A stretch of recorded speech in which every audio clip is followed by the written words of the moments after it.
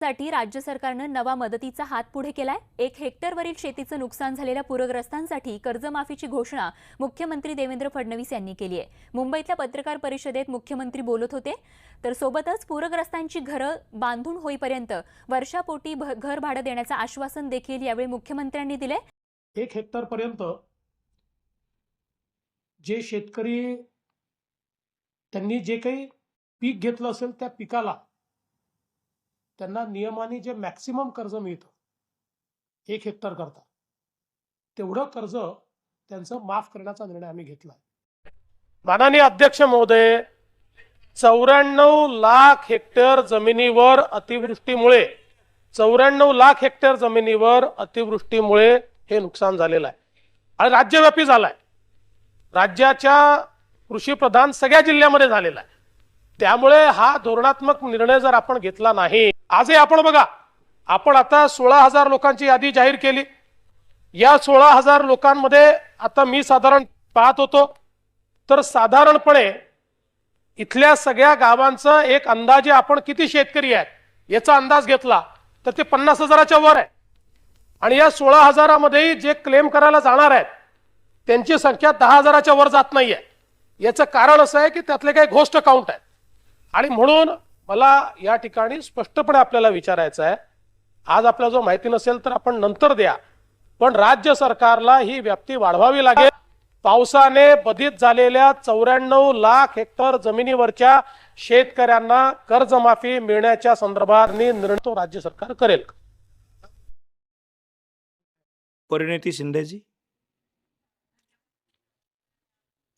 मी महाराष्ट्रामध्ये नुकतीच झालेली जी अतिवृष्टी आहे त्याच्याबद्दल बोलू इच्छिते। महाराष्ट्रामध्ये सप्टेंबर महिन्यामध्ये खूप मोठ्या प्रमाणात अतिवृष्टी झाली आणि पुराची परिस्थिती निर्माण झाली, ज्याच्यामुळे हजारो शेतकऱ्यांचा संसार उद्ध्वस्त झाला। शेती पूर्ण वाहून गेली, जमिनी खरडून गेल्या, पिकं वाहून गेले। पण ह्या ठिकाणी महाराष्ट्र सरकारने जी मदत केली ती अतिशय तुटपुंजी आहे आणि त्या उलट अतिशय लाजिरवाणी गोष्ट अशी आहे की केंद्र सरकारकडून आम्हाला जी मदत प्राप्त होणार होती ती अजूनही प्राप्त झाली नाहीये, कारण महाराष्ट्र शासनाने केंद्राला अजून प्रस्तावच पाठवला नाहीये। कालच या सभागृहात मिनिस्ट्री ऑफ होम अफेअर्सनी कन्फर्म केलं की महाराष्ट्राकडून कोणत्याही प्रकारचा प्रस्ताव या ठिकाणी केंद्र शासनाला NDRFच्या माध्यमातून प्राप्त झाला नाहीये आणि त्यामुळे अनेक महाराष्ट्र, खास करून सोलापूर आणि उस्मानाबादच्या शेतकऱ्यांवर खूप मोठ्या प्रमाणात त्या ठिकाणी अन्याय होत आहे। महाराष्ट्र शासन करतेच, पण केंद्र शासन पण शेतकरी आमचे मायबाप आहेत, या देशाचा कणा आहे आणि त्यांच्यावर अन्याय होतोय। आम्ही मागणी पण केलेली की ओला दुष्काळ जाहीर झाला पाहिजे, कर्जमाफी झाली पाहिजे, मुलांची शैक्षणिक कर्जमाफी झाली पाहिजे शेतकऱ्यांची, पण ते देखील केलं नाहीये। महाराष्ट्र सरकार आणि केंद्र सरकार हे फक्त निवडणुका जिंकण्यात मग्न आहे। आणि शेवटचा विषय असा आहे की फार्मर आईडीची जी अट है KYC साल में 4 बार की जाती है, उसकी कोई जरूरत नहीं है। वो क्राइटेरिया रद्द करके हमारे किसानों को तुरंत मदद मिलनी चाहिए केंद्र सरकार।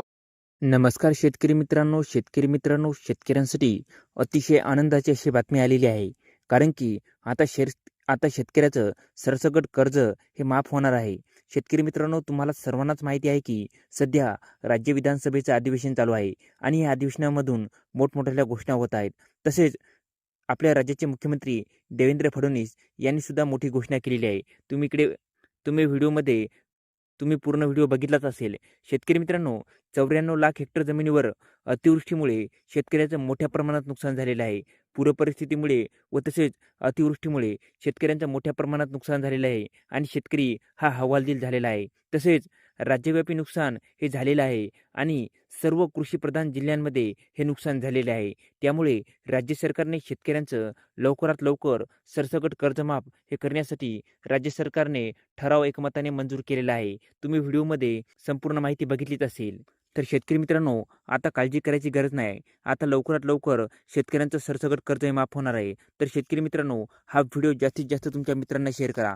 चॅनलवरती नवीन आला असाल तर चॅनल सबस्क्राईब करून ठेवा आणि बेल नोटिफिकेशन ऑन करा, जेणेकरून असेच आणखी नवनवीन व्हिडिओ हे आपल्यापर्यंत जातील।